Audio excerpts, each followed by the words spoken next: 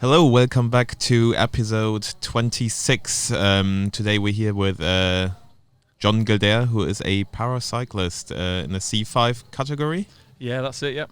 Yeah, and you're also a double world champion in the 2017 Yeah, that's it. World Championships. But before we dive into your story, Callum has to do some ads. Good introduction, Philip. I really enjoyed that. So we're here for the World Championships, but Prince of Wales learned about. If you want to pop by at the PodCrash pop-up, we can offer you free coffee provided by La Marzocco and North Star Roast. And also, we couldn't be here without the support of one of our main partners, Temper. And it's a mattress like no other. And if you enter cycling 100, all capitals, you can get £100 off a Temper mattress at www.temper.co.uk. I don't understand why you're still reading it off the laptop. Surely you must have had it. Well, I'll make sure I get it right. I don't want people messaging me saying, "Oh, your discount code doesn't work. Where's my £100 discount?" Yeah, true. Yeah, it's big pressure, mate. Yeah. Plus, it's my future career. I'm going to go into radio adverts after this. All the important stuff. Exactly. So, John, can you, obviously, because para categories can be a little bit confusing, are you able to talk us through what your category is? Yeah, absolutely. Yeah, first of all, thanks for having me. That's all right. Podcast. I'm highly recommended, actually. Oh, I'm glad. I'm glad to hear it. Yeah. I know a few of my mates have been on here, so yeah, it's nice to come and have a sit in your little caravan and come and kick it with it for a bit. You a camper van man? Sorry, I've got a camper van. Yeah, nice. Absolutely. Yeah, I quite like it, apart from taking the shit out. Yeah, and once you're there, it's all right. Isn't it? Yeah, they get a bit cluttered after time, don't you? It doesn't deal well going above. No one would go above 70 miles an hour in a camper van because that would be dangerous. But if someone were to, it does move around quite a lot as well. Yeah, absolutely. But yeah, it's good, isn't it? I like getting away. Yeah, going off grid. Top as well. Just get out of the way a bit. So para categories. I'm C5, so if you like, it's the least disabled of the para categories. So I suppose the most sort of famous C5 rider would be Sarah Story. So she's in the same category as me. Yeah. It means that I can race to a decent level AB as well. Okay. Sometimes anyway. Yeah. Depending on how I'm going on the day. So it's good. There's plenty of opportunity for me to get out there and race. And you do bits and pieces of able-bodied racing as well? Yeah, I do quite a bit, yeah. Oh, okay. Yeah, so I'll do like track league and, I don't know, I'll do open time trials, and I'm a first cat on the road, so I'm a bit big for a road rider, but yeah. We had Magnus Bagstead in earlier, and he's bigger than me. Bigger than me, bigger than Splinters, I think. Yeah. He's like 94 kg. His hands were huge as well, weren't they? He gives a firm handshake. Yeah. He's a massive man, isn't he? Yeah. I think I'm like 90 kgs myself, so yeah, I'm a bit big for an endurance guy, but yeah, I crack on all right. I know I've won quite a bit of open stuff, and I always have fun every year. Go to the Masters Nationals and to clean up there. It's the standard at the Masters Nationals is a lot lower than the sort of para international para stuff at my level. So it's always nice to kind of go there and put people in the place a little bit. I never really that's quite good. We had a Master than today earlier. I'm glad he didn't hear that. I'm glad you brought up Masters because I always feel a bit iffy talking about people's age, but you have come to the sport a little bit later than most people, I guess. Yes. From a professional level, anyway. Yes. Yeah. So you talk us about how you came to be on the British cycling team. Yeah, absolutely. Yeah. So my story goes that I raced as a kid, mountain biking and cyclocross racing. Mountain biking sort of started when I was like a young kid. And cross country mountain bike racing was huge. So I spent my sort of youth doing that really. And I went to World Championships in '95 riding for Great Britain as a junior. Yeah. Oh, so wow. So I was decent. I sort of wanted to be a pro cyclist at the time and a pro mountain biker, but foot and mouth and various things it just fizzled out. It didn't really work out, so I kind of got a job and kind of went down the normal route and always kept my eye in with biking. So I'd every now and then I'd start racing. Even when I was a bit fat, I'd go out on like club runs and confuse people at how good I was on my bike. But it was just the engine that I built when I was a kid, really. I was in my early 30s. I started to sort of get serious about doing some racing just to see how good I could get on a bike, really. I thought I'd started off with some cyclocross racing. I was going to do some downhill enduro racing. So, which is pretty bonkers. Yeah. Well, it was. I was doing things like uplift days again, going to places, getting dropped off at the top of the hill all day, and with the sort of development of bikes and the way they've gone, especially downhill bikes, is so forgiving. You start off doing a little jump and a bigger jump and a bigger jump and then big drops and bigger drops and pretty soon you end up doing fairly massive things without even thinking about it. and it's only the day that it goes wrong when you realise how big it was. So I had a day where I just cased a jump. So I took off the sort of the takeoff, and I didn't quite make the landing. My back wheel hit the sort of the lip of the jump. I went over the bars. I jumped over the handlebars, and I thought, oh, nice one, because I kind of land on my feet. But when I landed, my leg just snapped in half, and my knee like flamingoed my leg. So that was that. We're talking like compound fracture. And all no, I dislocated my knee. Out my knee joint, it was bent at 90 degrees in the wrong direction. I destroyed everything in my knee. So I had no ligaments left, no tendons left in it. The only thing, I severed the perennial nerve that goes down my leg and controls the sort of the movement in my foot. So if you think about pulling your foot upwards towards you, or my shin, everything that goes, the message to my shin and the top of my foot had sort of, that had been sort of disconnected, if you like. So I was just lucky that I didn't sever the artery. So I'd have probably died at the top of the hill otherwise. Jeez. So it got pretty bit of a crazy dark time, especially.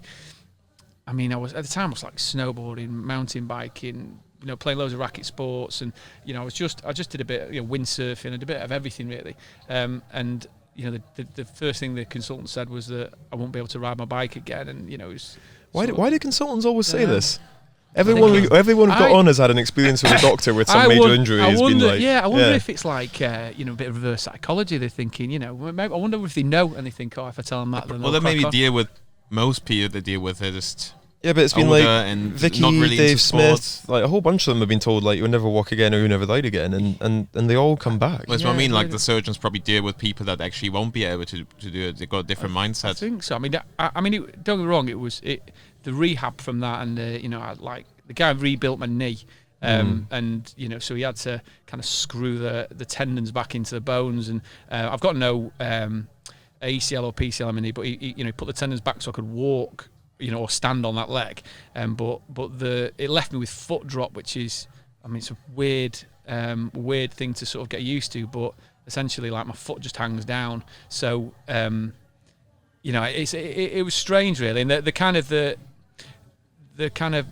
reason why I ended up doing the para ride and where I got to was because it was like that perfect storm. So I had, in the back of my mind, I was like 32, and I wanted my fittest days to be in front of me. I had like a 1-year-old boy, and in my mind I was going to be mountain biking with him, playing football with him, doing everything with him. Yeah. So the age thing, the kind of the situation with kind of how I'd be seen by him when I grew up, and just in general, like depression of well, that's that then.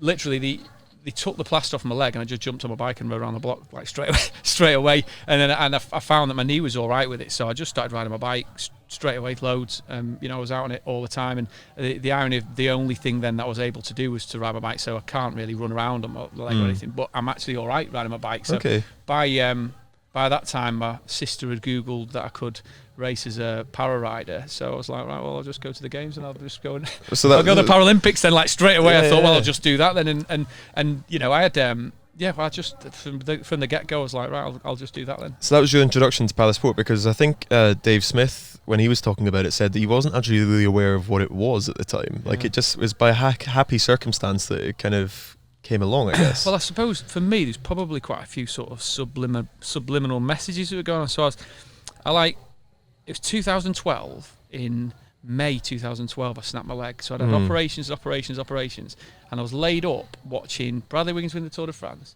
then watching London 2012, and then watching the para stuff at 2012 as well. Did you have a tear in your eye when Phil won gold? It was beautiful, mate. Here we slowly continue. So I mean, to be fair, I was sat there probably pissed with a bottle of red wine. But the moment I got the sort of green light to sort of crack on myself, and I just phoned up the velodrome, and I knew Diane Evans. So I was like, famous, I used to race the main of it. She's like, what's your name? And I told her, and I used to race against the sun. She was like, oh, John. All right, okay, I'll put you in touch with Bob Barber, and then Bob Barber put me in touch with who I needed to, and then like literally I got categorised before I even really started doing anything. And then, but the last meeting with my consultant about my knee, I was already wearing GB kit. Yeah, so I was like, I was already like that was January 2013. They were. I was on like their version of the sort of development program, the para version of the development program, and by the time we got into next year, I was like a second cap by like March. I won the national road championships a calendar year after I broke my leg, and then I was on the squad proper then from the end of 2013. So. Quick shout out to Diane, by the way. She's now retired, but she was like a staple of that institution. You still see her around. Yeah, well, works I used to wind it up every day for Phil parking in the wrong place, basically. Like proper through and through mank as well. Like she don't pull any punches, does she? No. Like if you've done something wrong, Philip, like park in the wrong space. Nah, she loved it. Oh, did she? Yeah, she went with it. Oh, right, okay.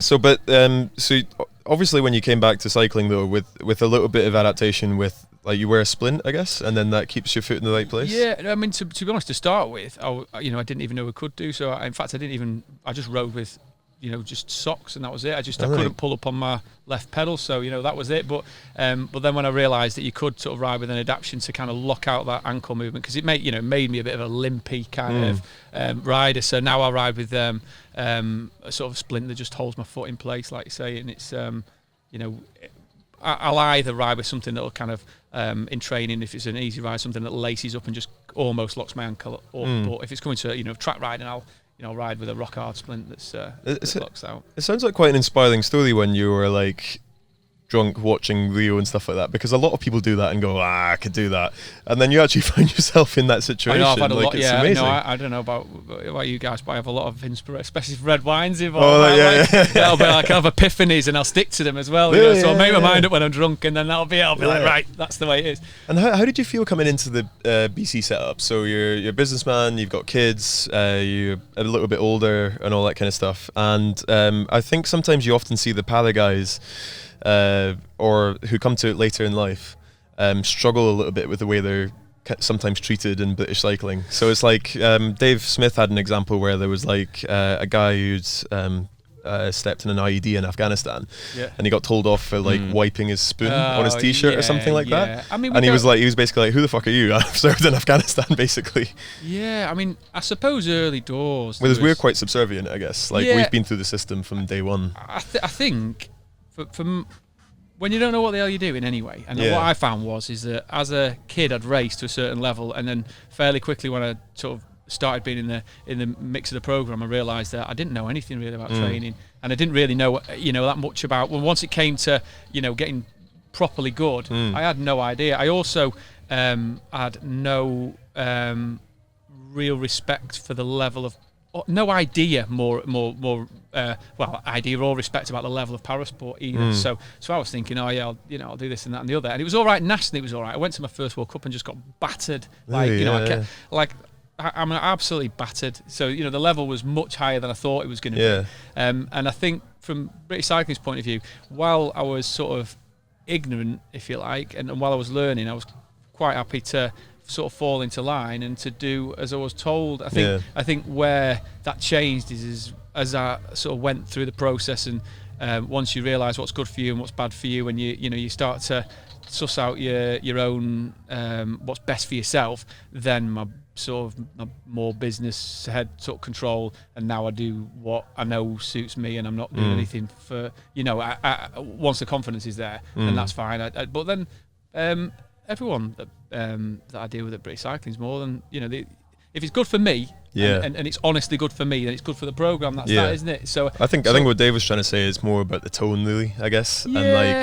but if you've not experienced that, that's fair enough. I've had a few bits. I have had a few bits. I remember.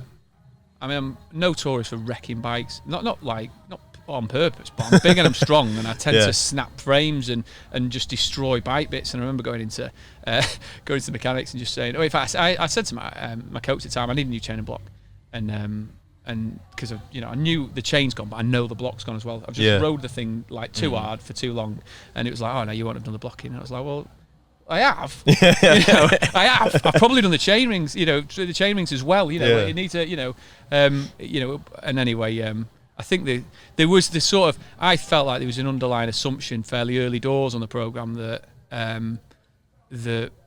para riders wouldn't be able to kind of do the damage that I could do anyway. Okay, and I think there was no sort of trailblazers in I don't know, in my category and whatever, that were riding like I was. And like, there's a group of us that came through, I think, that were stronger, probably different than the ones before. But no, I don't think.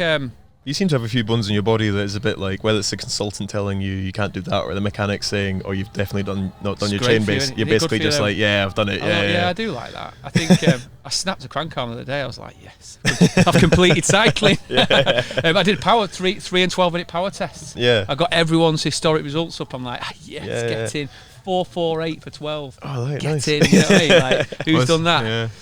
Yeah. Find anyone on the current squad that's done it. You know Yeah, what I mean? It's like, I think I'm really competitive. We all are, aren't we? Yeah, well, some different means though. Like, I'm not going to flip a Monopoly table, but if it comes to something on the track, I get pretty serious. I'm like, I think though that when you're sort of immersed in one thing, then all your focus goes into that one thing. I think if you stop like, you know, being competitive one thing, then all of a sudden you want to win at Monopoly again, like you did when you were a kid. You know? Back with the lead wine down the pub and say, I could do that. I'll do that. Exactly. Yeah, and I guess one of the other main positives is that you've found quite a lot of really good friends within the system as well. So, and we've had quite a few of them on already. Yeah. I mean, it's a difficult one because I think a lot of people see paracycling, especially for the kind of ex-soldiers and stuff like that, or people that have had quite severe disabilities from quite young, as being like a means of overcoming it, I guess, or like rehabilitation through sport, I guess. Yeah. Where did you feel you sat within that system? Like, do you actually feel as if you are a Paralympian now, or because you also do able-bodied races? Where do you sit on that spectrum? I need to get to a games, don't I? I think that's the thing, and I've got I have still got the thing. I mean, I suppose I probably narrowly missed out on the last games, but you know, the reality of it was I got like as good as I got before quite quickly, and then it's just steady away, innit? You build year after year after year, and the same applied to me that applied to everyone else. So the Rio came around probably just a bit too soon for me. So I'd not got the results I needed, so I didn't go. So, you know, with the guys that, like you say, you're talking about the guys that I came through the program with, the mega guys, but we had like this split between us where some went, some didn't, you know, and the ones of us that didn't were like, you know, I mean the sort of the core group, I suppose. Me and the main one that didn't go, he's sort of out there in the doing plenty of stuff anyway. You know, he's the ex-soldier guy, and you know, and he's Jacko Van Gass is like, go and climb up Everest, or go, you know, flipping, you know, go walk across a flipping, you know, the North Pole or something. He's, you know, he's out there and he's doing stuff anyway.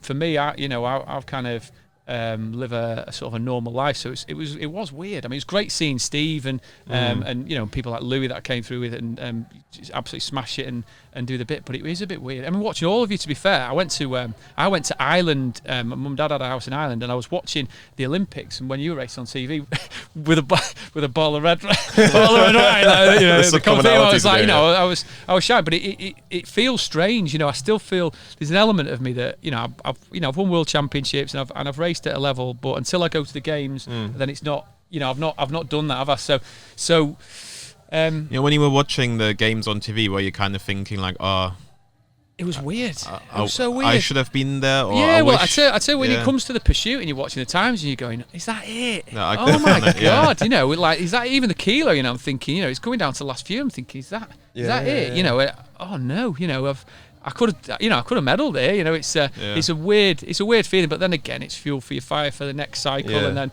you know, bounce back straight after that. I won, you know, a couple of world championships titles, and then so.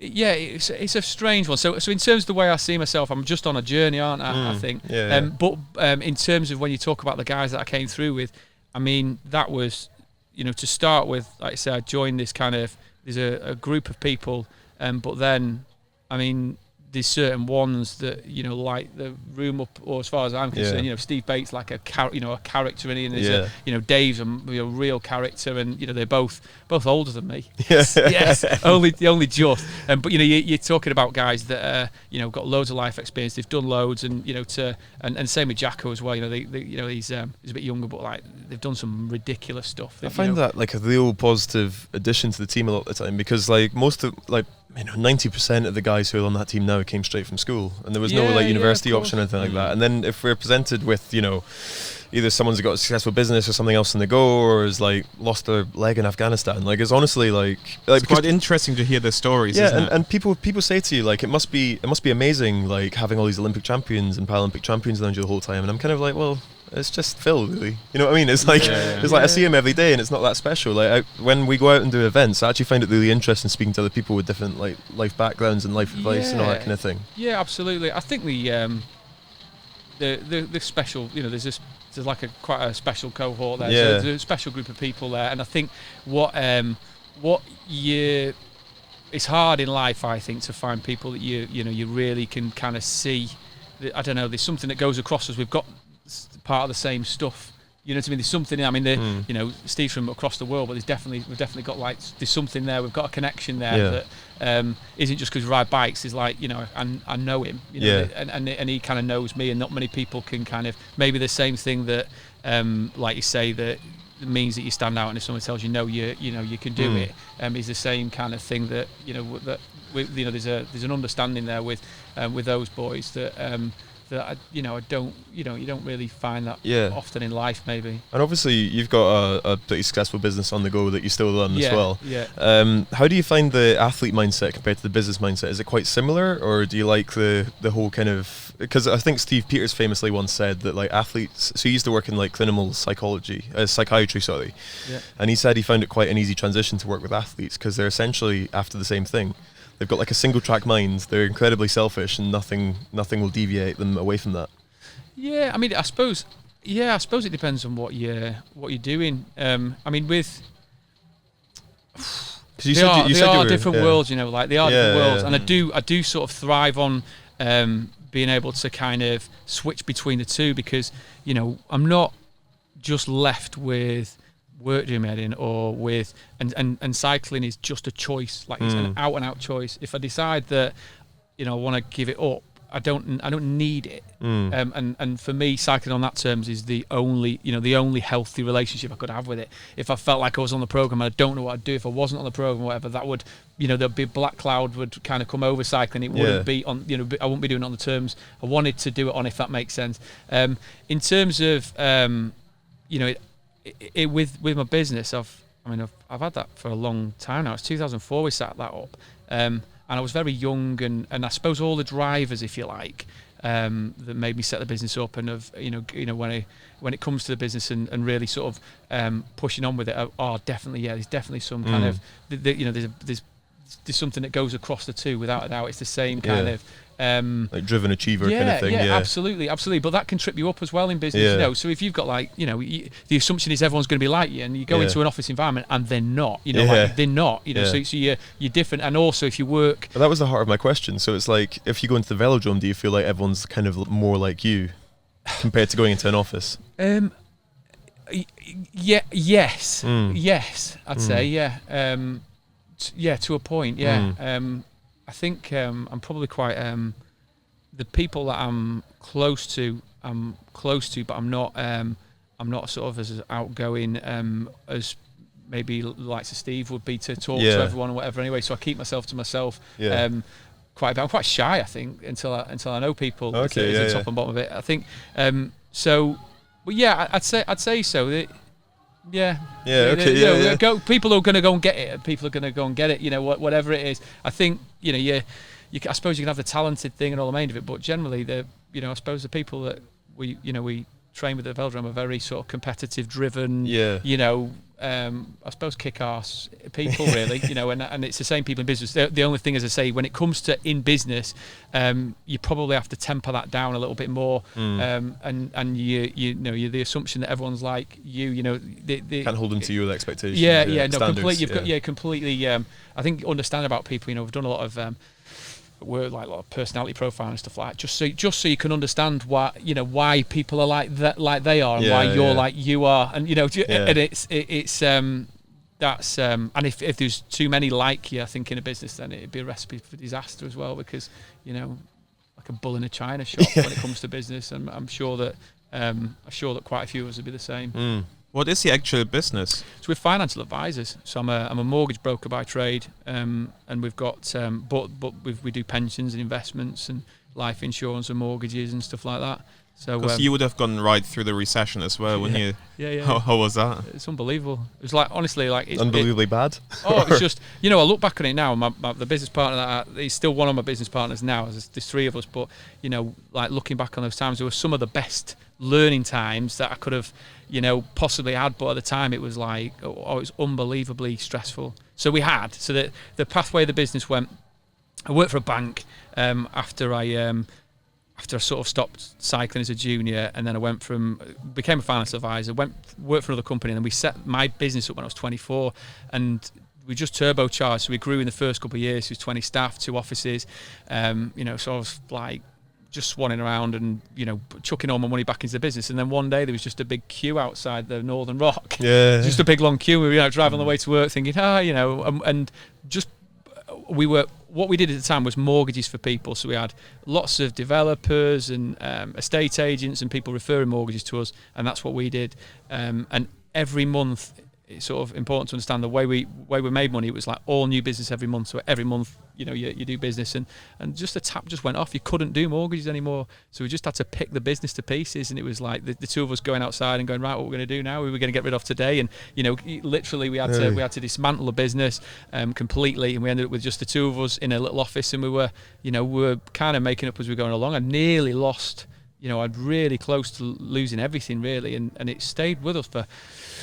Probably the ramifications of it probably stayed with us for the next kind of 10 years before we'd, you know, completely got rid of that, because the time, I don't know, it was like a 40 grand a month to run business. Yeah. So, you know, month one when the business stops, you know, like this 40 grand you've got to find every month. Yeah. So you're just swiping your credit cards in the end to pay people and stuff, you know. Yeah. So we managed to, you know, sort of survive, but wow, like, you know, luckily the guy that, my main business partner there, Mark, who was my business partner at the time, he's a really funny guy. So most of it we just ended up laughing out. Like we get to the point where it's like, that's a good coping strategy. It was ridiculous. You know, honestly, some of the situations were just ridiculous, and we just like look at each other and burst out laughing. And humour is a massive. I think it's a massive part of sport. Yeah. I think like whenever we had a bad race result or something, like it wasn't. It was 2 minutes until you were lipping the shit out of me, basically. Yeah. Well, I think that's really important. The main thing I probably did learn from it was there was definitely like this kind of it was like a panic mode. So if I do these things, then maybe that, and if I can do that, then that, and I can do that, then that. But it lasted for like a prolonged period of time. So I probably lost years. Well, I lost years. You know, of being, you know, if you think about being in the moment and kind of where you are now, and you know, take it in. We were at the time where, right, you could lose your house, you could lose, you know, everything. I'd like the way it went as well.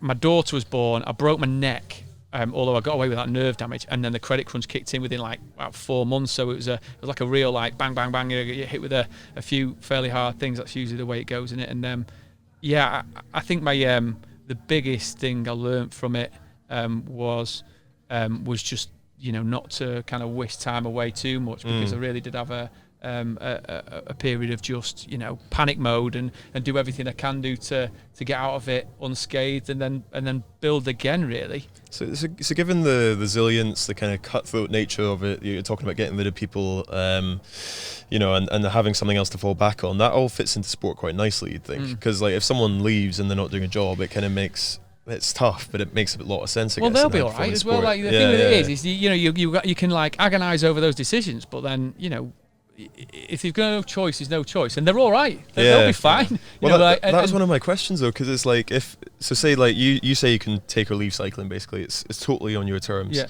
When you see the kids coming through who have just come from school and maybe sacrificed quite a lot of school, so there are no qualifications, and they put all their eggs into one basket, do you get worried, or are you still like, oh, they'll be fine?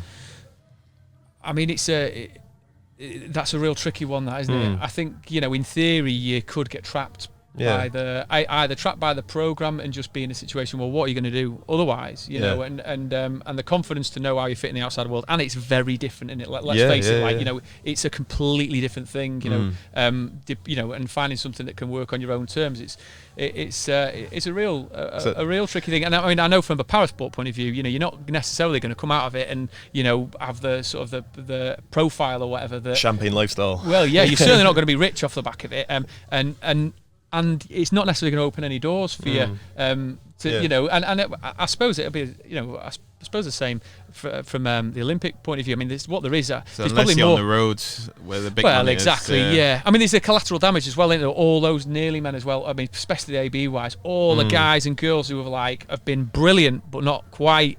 You know, yeah, it's a tough pyramid, and a lot of people have to fall off to get to the top. Too right, yeah. I think the thing with that though is that what would you rather have been on the British cycling team and have had a go and whatever, or you know how you frame it to yourself is probably more important than anything else. And you know, there's always opportunity. You know, you're not. I don't know.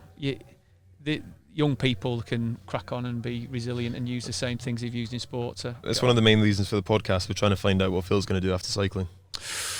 Yeah, the thing is, I've never really worked a real job, okay. I don't even know what I like. I like cycling, but you can only do it for so long. How old are you now? 27, just on Sunday. You're an old man, aren't you now? Yeah. So you're over the hill, mate. You passed it. Yeah. Sorry to hear about that. I was hoping for some good advice there. I was going to say, I was 41 the other day. Just stay on the program forever. Yeah. Tandem pilot. Yeah. Like Craig McLean. Yeah. Well, when did he pack it in? About 36 or something? Older than that? Last year or something. 40 years. He wasn't 45, was he? He's not 40. He's like. He's 40, isn't he? No, he's he's 45 or something. Is he? Yeah, he's an old boy. Yeah, he is. He's a lot older than me. No. Yeah, I mean, he looks like flipping a lot younger. Well, maybe than me, if you will give me work experience or something, you know.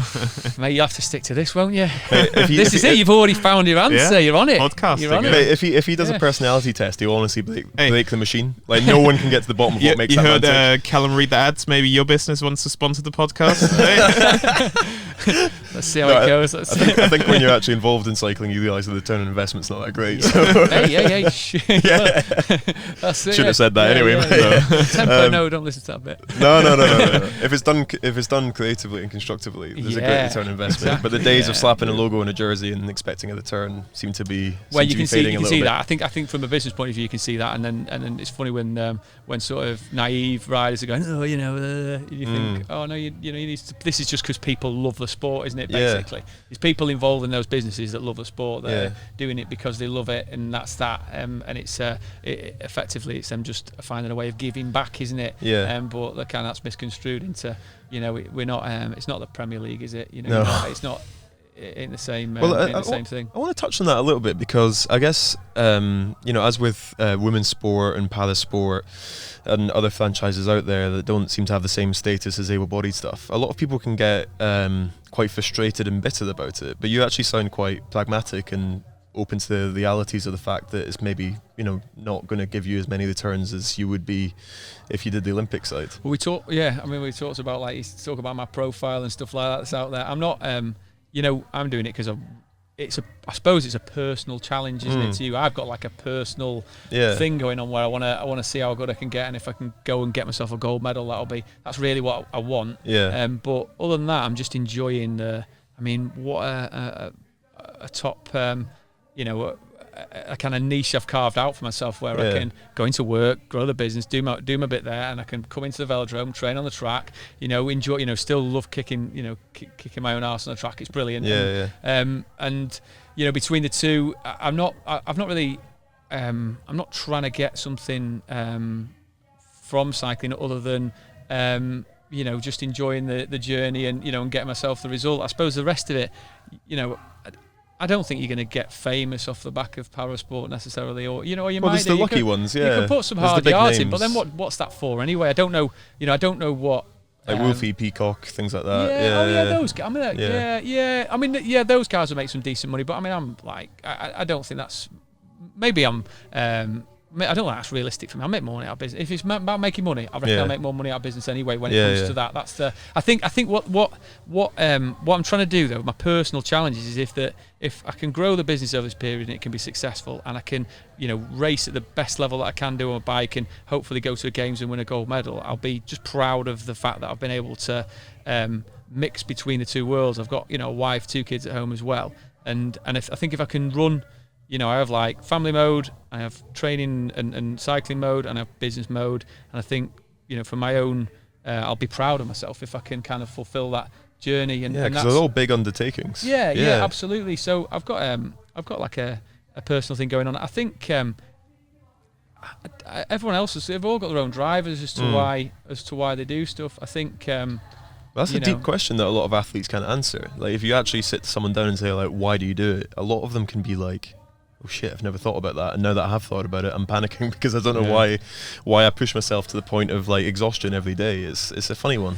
It is. I think the life experience makes it easier for you to be able to put those reasons in place, though. Because if you know no different, you know no different. And it might be that if they went into the world of work, they'd think it's absolutely, dog shit, and they'd never want to work in an office in a million years, and then they'd actually realise how amazing it is what they're doing. It's easy until you've done various things. I mean, to think that I'd end up at like mid-30s walking down, and I'm 40 now, 41 even now, walking down the corridors of the velodrome, and on track and riding with everyone. It just like 10 years ago, it would just be preposterous. It's like it's absolutely bizarre. I was probably 17 stone. I was like some bottle of red. Yeah. Well, no, I'd have been like probably beer, but I'd have been at the race. I'd have been at the races in some flipping tent. Drunk. Better on horses, and like doing what I don't know, whatever. Just like living life, but with a kind of an underlying kind of.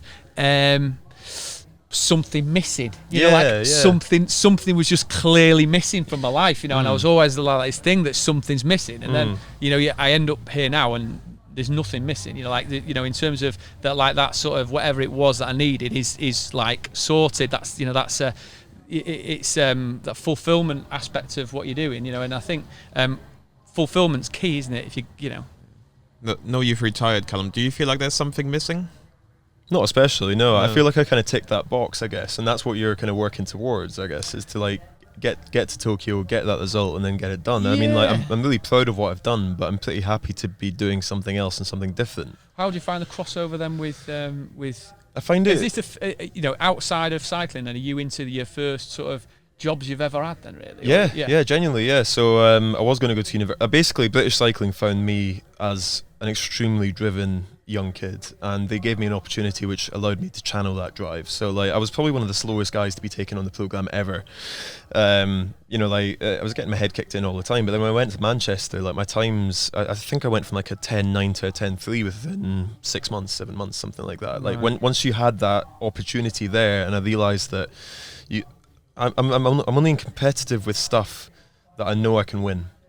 And when you're presented with all the tools that you need to win, I think that's when I actually grabbed it with both hands and took it. But now I love what I do now, and I think that's a part of my life that I'm still quite involved in. We're sitting at the World Championships, and are you still setting sort of challenges and benchmarks and stuff for yourself? Do you find you're going about your working life in the same kind of way where you'd be like, right, I want to do that, and then I want to do that, and I want to do, I think the way it happens is like there's not much compromise. So if something needs to get done, it needs to get done. And like if that means staying up all night to make sure that you get this project finished, or get an email done or something like that, I'll do it.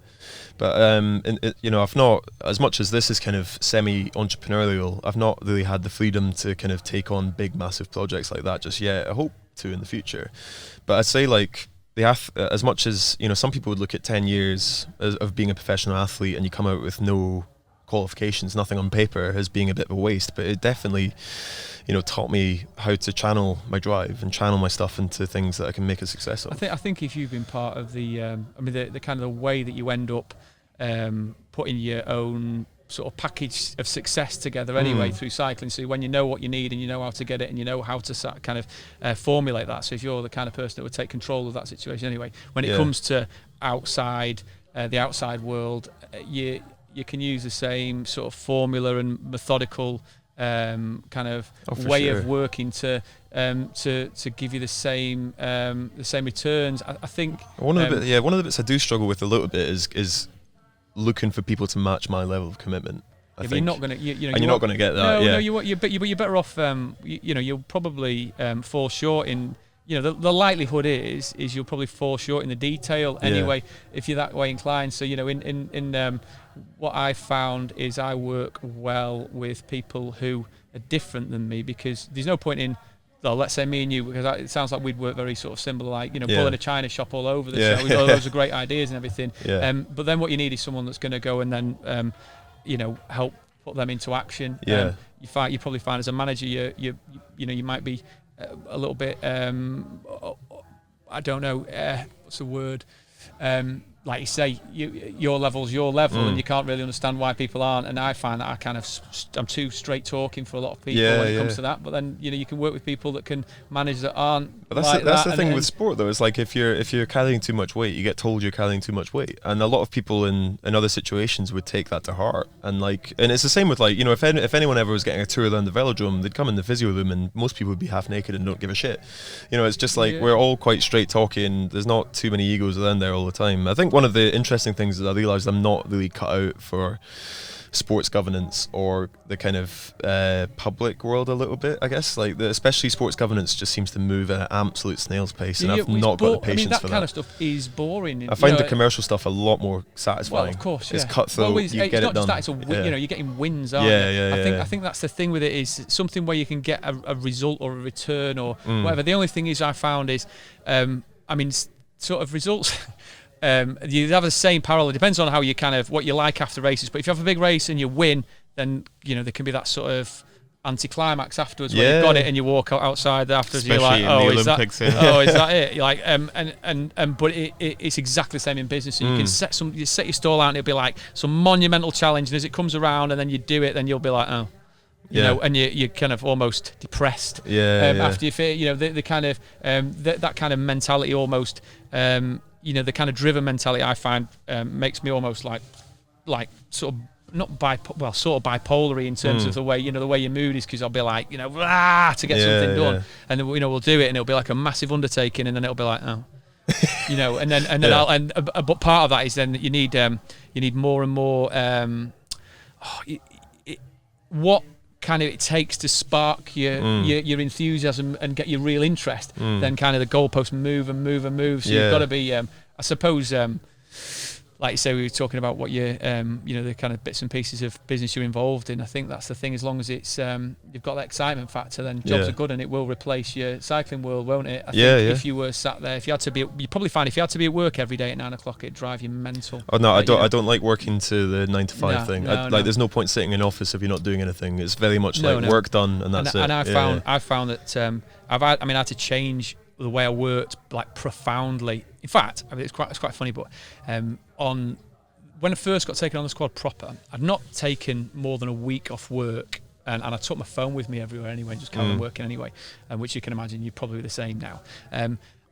Phil doesn't believe me, but yeah, I do. Well, I was riding along with my coach, who's still my coach now actually, and he was saying, this year we'll have training camp there, and you'll be racing here, racing there, and all I was doing was counting the weeks, and I got to 7 weeks, and honestly, I nearly fell off my bike. I had like a physical, what the fuck am I going to do? How am I going to do this? I properly threw a wobbler. I didn't tell him anything at the time, but I was like, oh my god, and I completely changed the way I work. I set up a home office and I cut out all the crap from my day, and I started to really brutally start handing over stuff that I would have controlled before, and I stripped through everything I did down to the point where I work in little power hours and 2-3 power hours, and then I'll be gone. I'll just get out of there and smash it. And I'll write my list of what I'm going to do based on what's going to make me money, and I'm really brutal with the way I do things now for that reason. But that suits me down to the ground. And then to be fair, the cycling sort of overlaid on that kind of has you working the same way, because you just cut all the crap out of your life, don't you, and just try and work on what's really important. I think then the key above that though is how you interact with people, because you will in the business world there's not you don't come across people that are like that often. So, Yeah. and if you can surround yourself with the right people to, that kind of have got the strengths where you've not so much, then you can start to really thrive. So to summarise all of that up, should Phil stick at the cycling or should he get a normal job? I reckon stick at cycling for. Oh yeah, of course I'm going to stick to cycling. Cycling for as long as you possibly. But eventually you need to find a proper job, don't you? Yeah. I reckon you can go. You're the most talented man in the world. You can go until you're at least 50. Yeah. What is a proper job anyway? You go and work at flipping Thomas Cook. Do you know what I mean? Well, not anymore. This is that's my point. Do you know what I mean? Like get a proper job, like get some security. The reality is life is not. It ain't. There's going to be changes with. You go into a profession that's the wrong one. The economy. Is going to shift all the time. I don't think. I doubt a normal job's going to, But I would like to do is like grow something myself, like start something vegetables. An allotment. Start with an allotment. Like for example, like the podcast or whatever.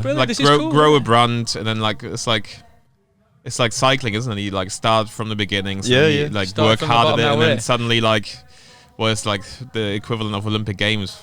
Like fuck knows, making £1 million, or it's not even about the money, but. No, for you it's about the money.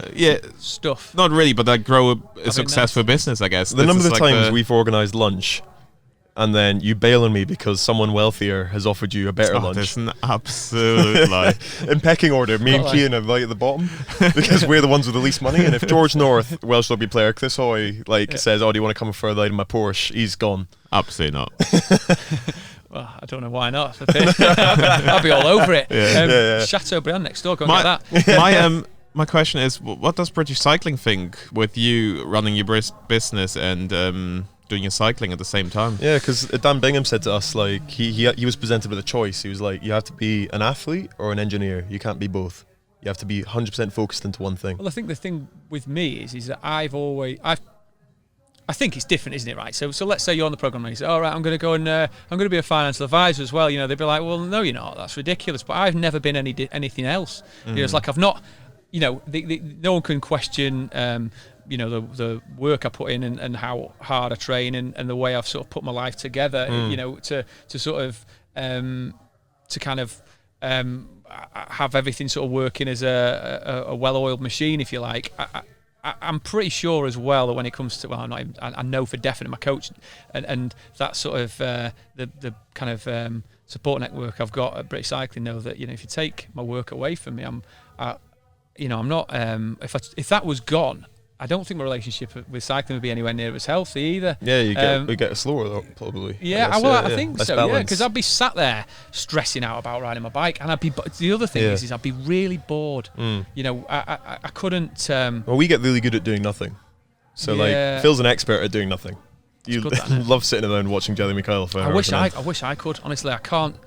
My biggest problem is rest days. I can't do it. I don't know how to stop. I think I used to be busy. I'm busier than you. When you were a cyclist, you literally just sat on your sofa doing nothing. Well, every time I asked you want to come for coffee, you was like, nah. That was presented as the best thing. So like when I joined the team, they were like, "Oh, can I do university alongside?" And they said, "No, you have to be 100%."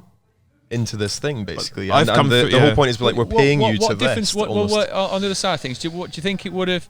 Do you think it would have impacted on you if you'd gone to university as well? Or do you think it'd have been good? It's so hard to know. I guess I think part of my rapid progression in the first year was because of that sole focus. But then there's definitely times where I thought like, geez, like what else am I going to do? And then that's when I ended up applying to be a pilot, and then I decided, I want to be a cyclist again. What do you think about if you could have ran something alongside the being on the squad that would have made it different? Well, I guess I always get labelled as a bit too commercial, so I think I kind of took on stuff from a commercial point of view to start with, and then I got a bit bored about that because I found it quite easy.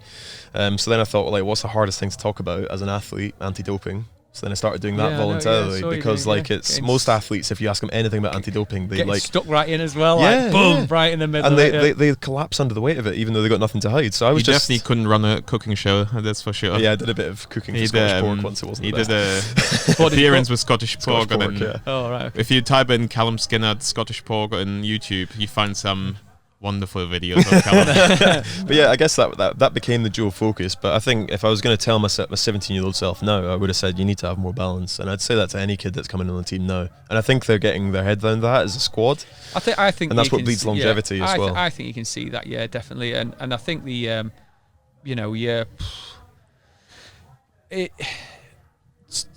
to be left with your sort of headspace and without enough stuff to fill it up is tricky, I think, because it's not, I certainly, I know I need I need loads going on just to keep myself ticking over happily. You see other athletes like that, like Cav, Andy Tennant. They're two people that just can't sit still. Yeah. Like they're all like in the Olympic Village, like you'd never see Cav sitting down everywhere, like all over the shop. You even see like the German team, for example, when they go to a race, you see them like sightseeing the day before the race and stuff. You see like but we've got better at that because we never used to see anywhere we went because the idea of being a good athlete was to sit in your hotel room and wait for the race to come, basically. And Phil would bash in through the door and go, "Are you nervous? I'm nervous. Are you nervous? I'm nervous. Are you nervous? I'm nervous," and just wind you up to hysteria. But no, I think they realise that to get athletes that are going to be continually successful, you need to have balance. I think so, and maybe in certain circumstances people are just happy to be completely lazy around it and whatever. But I think I would guess that the bulk of the guys that are knocking around at the track probably need some external kind of focus as well, and something, even if it's just headspace away from cycling, and something that you can something else that you can focus on, and to feel like you've got choice, because as I say, I'm not sure it's the healthiest thing to be trapped, if you like, in something, because you don't know what else you do, and obviously it's quite high stakes in it. So you're giving yourself a bit of a kick, and you want to be doing that on the right terms. Really, for me anyway. No, for sure. What I was going to say, what's the score with you then, and off the bike? Are you just Mr. Chill then, or what do you get stuck into? Stalking people on Instagram. No, I've started doing a personal training course, but I just need to finish 3 weekends physical days to be able to complete it. But when do you have a free weekend as cyclist? And I don't really want to be stuck for 2 days on my only days off. Well, we talk classroom. We talk about it quite a lot, about trying to get you more proactive, like getting work experience with Aston Martin or something like that. So I'm doing stuff like this, and then I'm doing the podcast now. I quite enjoy this. Coffee is like my hobby, so I love making coffee, roasting my own coffee. Nice. So I'm into quite a few things, but then I think it's yet to be seen, and you've got a long career ahead of you as well. I mean, I know that there's not so much in cycling, but in sport that could end at any moment. And cycling, you're not probably going to get any massive traumatic injury. It's less likely than football or something like that. I'm the kind of person, I need to know now what I want to do in the future. He's got a big anxiety issue. Yeah, I need to know. I was just mistaking you as laid back then for a minute, and then no. Leant forward, and he's like, he's a massive offloader. So we did a live podcast at Rafa like a couple days yesterday or the day before, and literally he must have asked me about 20 times in the lead up to it, do they have tables for these mic stands to be able to sit on? And like I went, yes, of course I'll have tables, and I said it again and again and again, but he just likes offloading that stuff. So then I remember sending an email to the person who works at Rafa, and it was like, please tell me you got some tables. And she's like, yes, it's a cafe, they have tables. And then it's just like you get yourself so wound up about the that. right table. It's weird. Anyway, in the detail. I like it. So what about the? Are you both under the kind of that if you don't, if you're going to do something, you have to do it properly as well. Is that in your mind? Yeah, we don't want to put out shit, I think. And we like the feedback that we get, and we try and improve and all that kind of stuff. I think, if you're going to do something, you do it properly, and if you're going to start something, see it through. Yeah. But to finish things off, I guess you were obviously riding a few days ago. Yeah. And that must have been a pretty awesome experience with the crowds and everything like that. Yeah. It was like completely different, I suppose. Well, for most of us, we're probably all a bit shell shocked from it, really. Because it was a proper race with crowds of people, and I mean, I don't really race on the road anymore. I've got it on me that pursuit's going to be the way forward for me to get to the games and to get my best result at the games. So I've not been road racing for a while, but when I saw this one in the calendar, I was like, right, I'm going to do that one, because it's going to be probably the best race I ever get to do in terms of what supports there. And it was it didn't disappoint at all. But it was, I suppose if you're if you're in the Tour de France and stuff, you'd be used to that kind of stuff. But riding into towns and it just being absolutely like ram-packed full of people, and somehow they knew my name as well, a lot of them. So they were literally shouting out my name and stuff. It was mental. That's Although awesome. I had an absolute stink of a race. I wrote, my decision making was well off, I'd say. So I finished third, but it was all right. It was all right. But I think that's something that's quite positive for the future. So you got like the combined World Championships in 2023. So that's going to be track and road and everything else, para, all that kind of stuff. Mega. And I think the addition of paracycling in stuff like the Commonwealth Games and stuff is actually showing like how successful that model can be. So it's going to be quite exciting going forward, I think it'll be well, you can see, we've got a World Cup in Glasgow as well now, so I'll be riding at that, and I got to ride the one in London as well. So AB World Cups with some para stuff chucked in there as well.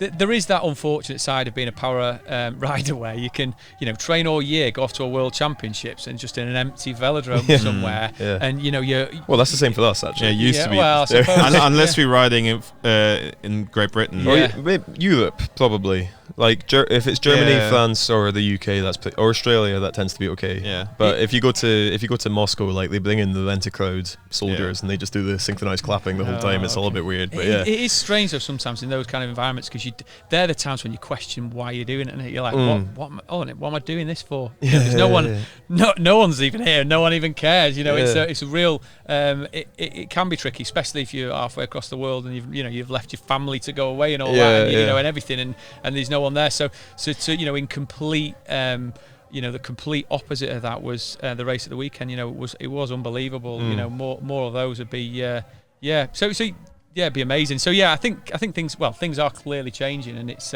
fantastic to see the sort of the inclusion, if you like, of power races there, and hopefully the depth of power sport as well is getting better as well. So they can there'll be something good for people to watch. That's the key to success in all the sports that are trying to grow, is get that depth in there. Like we were talking to Samantha Briggs the other day, who's in CrossFit. She said the standard used to be shocking, and now it's like unbelievable. She's a weapon, isn't she, by the way? We were getting I felt pretty bad at her, how professional she was, and looking back at how, by comparison, how unprofessional like I was. Preps and everything, just go to bed at 9 o'clock. It's crazy, but strength and depth is the key to it, I think. And then everything else, TV, money, all of that stuff follows. People want to see tight, close racing, I think. Yeah, definitely. And now us being here at the World Champs, what's your prediction for the women's race and the men's race? I've just had a ride on the course, and I don't know. It's more like Kermesse or something. It's like I don't know. I think. Well, it's between Voss or Lizzie, basically, for the women's. You don't want to bet against a Brit, do you? But I think Voss is unbelievable as well, isn't she? I think probably Voss, because she tends to win those things, doesn't she? In the men's, Van der Poel or something like that might pop up mine. It's like, I think it looks pretty good for him. It's pretty wide open as well. Though. Yeah, this is the kind of race where someone like him could, he's brilliant, isn't he? So I don't know, what are you thinking? It's great to see that you actually got a lot more cycling knowledge than us too. No, I had plenty of cycling knowledge, because I agreed with. So we did at the live podcast. We got asked what's your predictions for Worlds, and we both put Phil first, and he was like, Swifty, and came out, I don't know, Lance Armstrong or something. Swifty. He's retired. Bradley Armstrong. Bradley Armstrong. I don't know. I just I think at the moment there's a few movers and shakers in there in terms of I reckon that Van der Poel's amazing, so I'm kind of fixated on him as a rider after watching him in the Tour of Britain. But I might kind of watch it intermittently, the road racing. I'm not like a I probably watched more bike racing before I was on the squad than I did when I got on the squad, really. So most of bike racing now is actually like on pay TV, like Eurosport and stuff. So I haven't got it, so I'm not watching any racing. Your excuse now? I like the classics. I like going out on a Sunday, on a big long ride until I'm absolutely nailed, and then sitting there and watching the end of one of the classics. They're good. It's like watching a Grand Prix as well, isn't it? Kind of half fall asleep and then wake up and see them all for being giving themselves a kick in. So. And then I guess final question for the podcast: how are things shaping up for Tokyo? I think all right. It's all building blocks in it. So I've been doing a lot of strength stuff. I'm stronger. I seem to be faster than I've been before. I've gone all in on the pursuit. I reckon I'm going to have a good result of the Worlds. That's it. To get selected, I'm going to have a good result of the Worlds. I'm pretty sure if I go to the Games, I'm sure I'll be right up there. And hopefully, the plan is to go and win a gold in the pursuit. but I've been like on the wrong side of a cut before, so I'm not counting any of my, not counting my chickens before they've hatched. But can't be complacent. But no, can you heck? No. But yeah, I think I'm in a good place. Okay, yeah, good. So all good. Well, we wish you all the best with that, and Thanks, chaps. continue Thanks to for test the business. There's no credit. Hopefully, there's no credit crunches on the horizon in the near future. Oh, anyway, it'll be all right this time. Oh, right, okay. Yeah. Just laugh your way through. It'll be fine. We'll take the piss out of it. It'll be fine. I think. We've learned that lesson. I won't be. Things are different now, so it's all good. But good luck with the continuation of this, guys. I think it's. I think it's really good. I've enjoyed the other episodes I've listened to. So. And I know you're a bit incognito on the web, but if people do want to follow you, do you have any social channels to shout out for? Yeah, I'm knocking around on Facebook, and I'm on Twitter. I'm quite stealthy. Okay. But I'm not really out there. Do we know the username in case people might want to? I'm just at John Gildea. That's it. Yeah. So I'm. He's going to turn it private being completely honest. This. Everything goes private. No, I think you mentioned before about how you see yourself. Until I've been to the games, I almost don't feel worthy to be out there giving it, the big one. So I'm just done with my thing. Well, I think you've got a story worth following. So give John a follow. Thanks. So that winds up the podcast. As usual, we have to do our quick sponsor round at the end. So we're here at the Road Cycling World Championships by the Prince of Wales Roundabout. We're giving out coffee provided by La Mazzocco and North Star Roast. And we're also supported by Temper, a mattress like no other. And if you enter Cycling 100, you can get up to £100 off a new Temper mattress. So to redeem that, visit www.temper.co.uk. Thanks, everyone. Thanks.